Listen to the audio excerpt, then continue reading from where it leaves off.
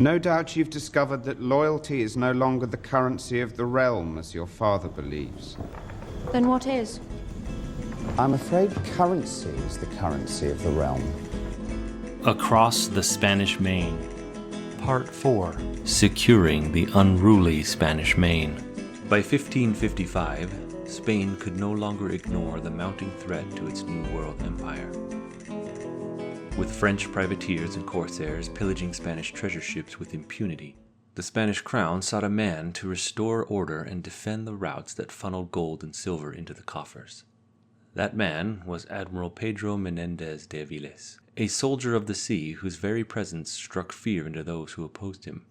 Menendez was a Spaniard bred to this age of conquest, bold, unsparing, and driven by a fierce sense of loyalty to the crown. Born into the landed gentry of Aviles in northern Spain, Menendez ran off to sea at 14. His skills earned him a commission, and by 1549 he was a celebrated fighting captain, famous for his ruthless efficiency. It was no wonder, then, that King Carlos asked him to rid the Spanish coast of French privateers, a mission Menendez carried out with relentless precision. By 1555, the crown hoped that Menendez's fierce discipline and daring spirit could bring order to the Spanish Main and protect the precious fleets laden with New World wealth. Menendez was no stranger to the chaos that plagued the treasure fleets. He found the existing convoy system reckless, with captains who straggled behind or veered off to pursue personal gain, leaving themselves and their cargo vulnerable to attacks. His first move as admiral was to bring stern discipline to the captains and crews under his command. He issued strict orders. All ships were to stay in convoy, sailing in unison, and no vessel was to depart without proper armament. Any captain who failed to comply would answer to Menendez personally, a daunting prospect, as the admiral's reputation for harsh justice preceded him. Menendez made particular use of Spanish galleons, the largest and strongest vessels in the fleet. These powerful ships not only transported treasure but served as floating fortresses, armed with enough firepower to deter all but the most formidable enemies. The admiral positioned these galleons strategically, placing them upwind of the merchant ships to maintain the weather gauge over any attackers. Under Menendez's command, the convoy system, once a disorganized flotilla, became an impenetrable armada, with losses to pirates and privateers dwindling to almost nothing. His success won him the trust of King Carlos and later of his son Philip II, who ascended to the throne in 1556. But Menendez's ambition went beyond the protection of these fleets. He envisioned a robust defense network across the Spanish Main that would secure not just the sea lanes but the colonies themselves. In 1562, he set sail from Spain, leading the Armada de la Carrera de Indias, a massive convoy of 49 ships, including 6 war galleons. With him was a team of military architects, experts in fortification, whom Menendez instructed to inspect key harbors and devise defenses against marauders. The result was a 3-phased, bold plan. First, regular convoys. All transport to and from the Indies would be restricted to Menendez's convoy system, save for specially licensed and heavily armed vessels dispatched on urgent business. Second, cruiser squadrons. Permanent squadrons of patrol ships would be based in the Caribbean, tasked with hunting down corsairs and defending trade routes. And third, finally, fortified harbors. Menendez selected strategic harbors for heavy fortification. Each location was chosen not just for its geographic advantage, but for its critical role in the flow of treasure from the Americas. The selected harbors were Cartagena, on the coast of present-day Colombia, guarding the treasure route from Panama; Santo Domingo, the administrative heart of the Antilles; Santiago de Cuba, a sentinel over the Windward Passage; and San Juan de Puerto Rico, Spain's easternmost stronghold. Most vital of all was Havana, where both annual treasure fleets gathered for the homeward voyage. Each of these harbors would boast new forts, with thick walls, heavy cannon, and permanent garrisons. At the mouth of the Florida Strait, Menendez proposed yet another base to control access to the Spanish Main from the north.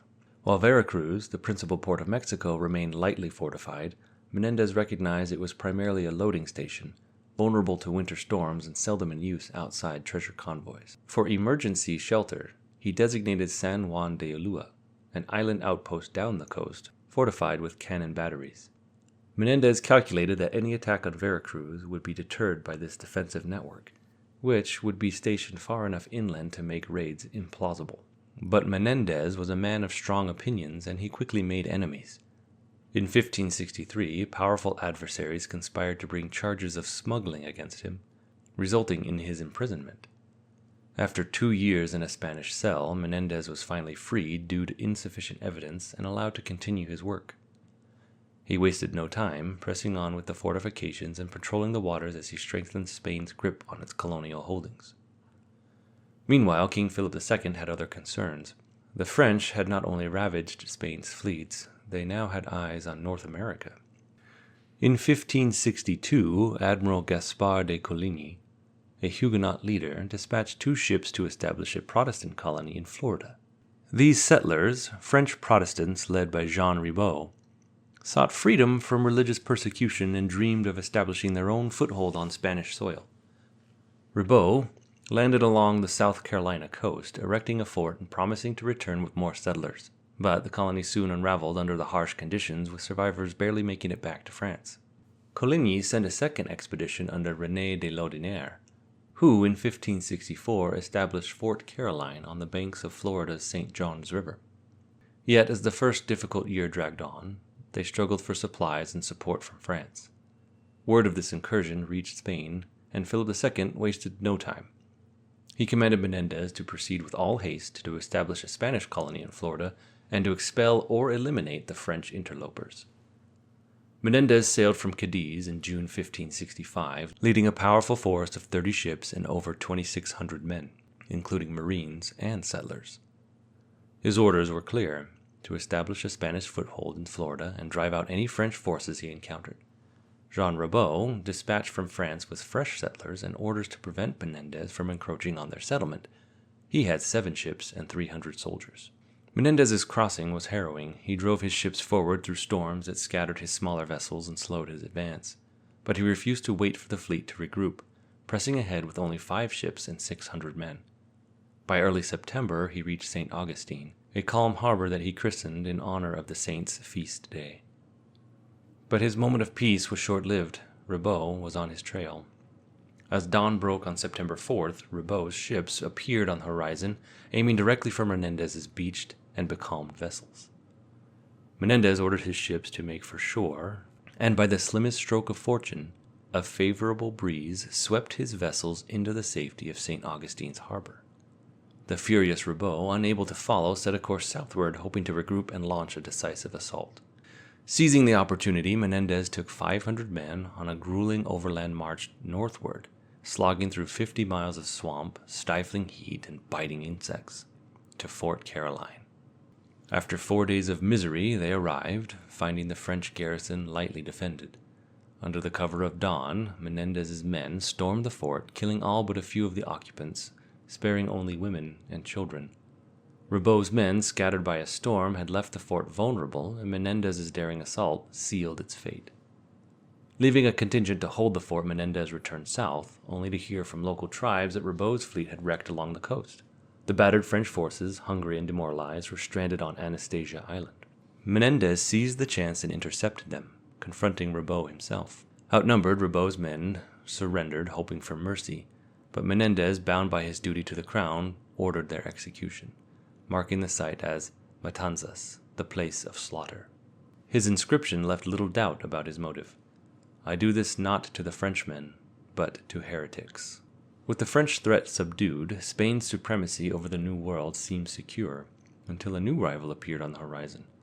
In London, Sir William Cecil, chief counselor to Queen Elizabeth I, discreetly sounded out Spain's claims to riches and the Spanish Main. England, now a Protestant state under Elizabeth's rule, harbored ambitions of its own. In 1566, the Spanish ambassador to England reported back to King Philip, noting Cecil's inquiries with foreboding. Cecil had sought a list of places where it is forbidden to trade without Her Majesty's license. The ambassador sent back a terse reply: all the West Indies, continent, and islands. But the council's response was equally unyielding. They did not agree. Spain's empire was no longer unassailable. Across the Channel, England was watching, calculating, and preparing. Soon, the Spanish Main would be far more than a battleground for pirate raids and privateer skirmishes. It would become a proving ground for the clash of empires, with England and Spain on a collision course that would reshape the fate of the New World.